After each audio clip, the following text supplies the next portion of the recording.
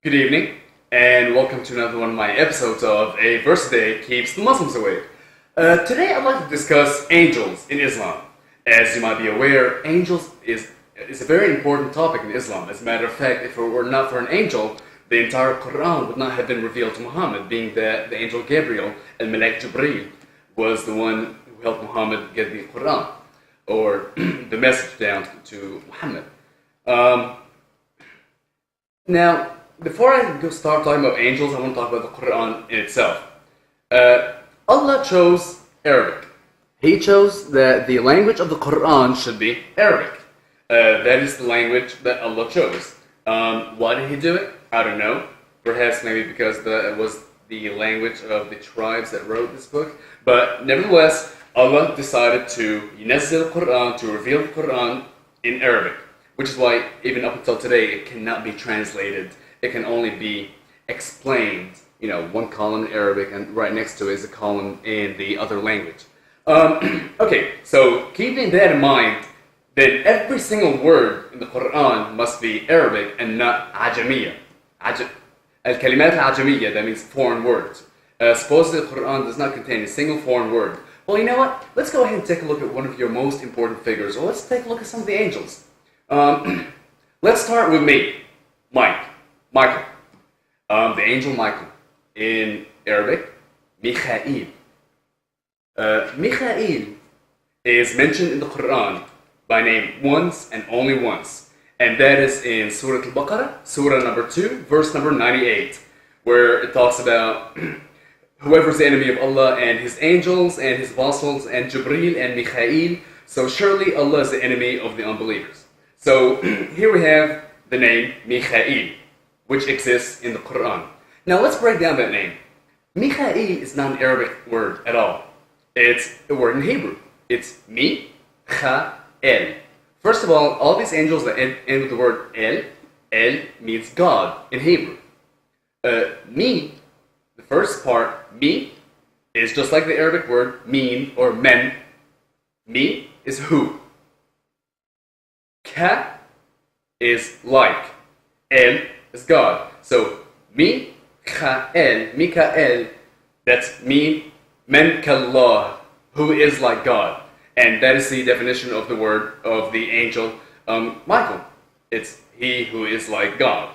So now we have angel Michael, Mikhail, in the Quran, but his name's not Arabic. His name is Hebrew. Now let's look at Gabriel, Jibreel, or Jibrail. Again, it is a Hebrew word. It comes from the Hebrew gavar, which means overpower, to overcome, the power. Actually comes from the verb likbor, which is to overcome, to overpower. So which is why Givrael is the power of God, and also can mean the man of God, from Gever. Since essentially he was, God's man. Let's take a look at another angel, Azrael. It's actually not mentioned by name. He's not mentioned by name in the Quran, but mentioned in every other place in Al-Hadith. In the Quran, he's mentioned as Malak al-Maut, the angel of death. However, in Islam, there's yet another archangel whose name is Azrael. Now, do you think this is an Arabic word? Do you think it comes from Azar? Does that even make any sense to you? How about let's look at the Hebrew. Ozer. Ozer is help. God's help. Azrael is the help of God. Since Allah sends down Azrael to do his dirty work, to do his dirty business. He's the angel of death. He writes down when people are born, when they die, and goes and picks them up or something. I'm not sure what he does with them. But that's who Azrael is. The last one I'm going to go look at is the angel Raphael. Raphael. And again, that is not an Arabic word. That is a Hebrew word. It comes from the verb, l'rafa, which means to heal. And his definition, the definition of his name, even in any of the religions, is he is the healer of God. Raphael. So again, we have all these words now in Islam that are kalimat ajamiyya, foreign words that have come into Islam, especially Jibra'il. Yeah, you try to do this whole trick of Jabarutullah, the power of God. No, that comes from Hebrew.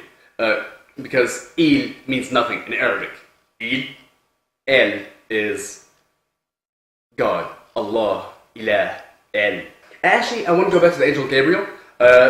This is actually really funny. In Sahih al-Bukhari, book number 54, narration number 455, it is narrated that the Prophet had seen Gabriel having 600 wings. Not 2, not 7, but 600. Some of the other angels that Islam has is Al-Malik, he is the guardian of hell, and he guards hell with his other 19 nymphs or whatever. Malik is the owner. That is an Arabic word. Ridwan, he is the maintainer of heaven. It comes from Rida. Rida means satisfaction, satisfaction, or so being in heaven is satisfaction. And then you have the angels al-Munkar wa Nakir. And those are the two angels that once you die, even if your body is blown up, they come to your grave and they ask you and inquire you and test your faith. That comes from the Arabic word nakara, which is to deny, to denounce, to disbelieve. So again, that is an Arabic word. So now we have some angels where they do exist in Arabic.